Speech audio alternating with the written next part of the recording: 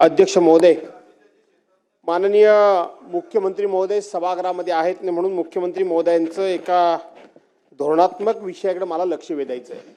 मुख्यमंत्री महोदय, आपण याच ठिकाणी उभं राहून एक निवेदन केलं होतं की सध्या महाराष्ट्रामध्ये मीटर बदलण्याचं काम मोठ्या प्रमाणात सुरू आहे आणि जे डिजिटल मीटर्स आहेत की जे अदानी कंपनीचे आहेत तर ते आम्ही खाजगी ग्राहकांना घरगुती ग्राहकांना कुठेही लावणार नाही, ज्या शासकीय आस्थापना आहेत तिथे आम्ही लावू असं आपण या ठिकाणी विधान केलं होतं।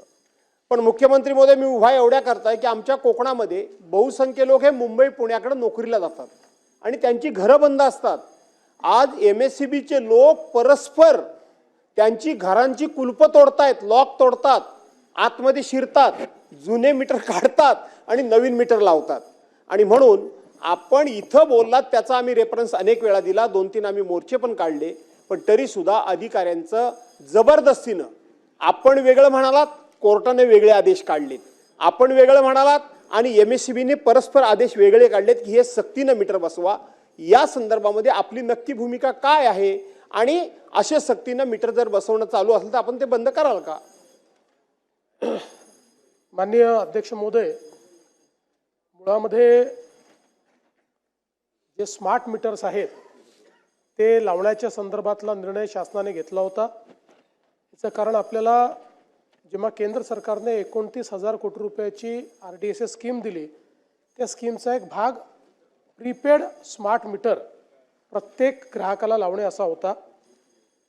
त्याच्यावर खूप मोठ्या प्रमाणात आक्षेप आले, त्यामुळे पहिल्या टप्प्यामध्ये आपण फीडर मीटर पूर्ण केले, डिस्ट्रीब्युशन मीटर पूर्ण केले आणि जेवढ्या सरकारी आस्थापना आहेत त्या सरकारी आस्थापनांना आपण आता स्मार्ट मीटर्स प्रीपेड हे लावलेले आहेत।